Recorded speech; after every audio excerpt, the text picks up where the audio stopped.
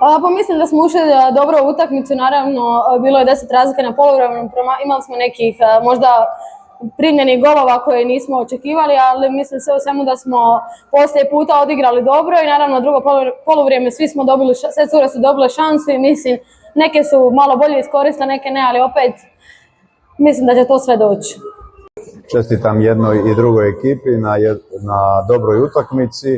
Rudar je pogotovo na domaćem terenu kroz cijelu sezonu pokazao da igra kvalitetan rukomet. Mislim da smo jako dobro odreagirali prvo poluvrijeme, imali visoku prednost. U drugom smo održavali, dali prilike kroz rotacije djevojkama koje manje igraju i ovim mladim djevojkama koje su prvi puta sa nama, nekim izmijenjenim postavama i sve u svemu jedna uz zahtjevno putovanje, dobra utakmica, većinom utakmice i dobro izdanje naše ekipe i želim da tako nastavimo, zadržimo fokus do samog kraja sezone.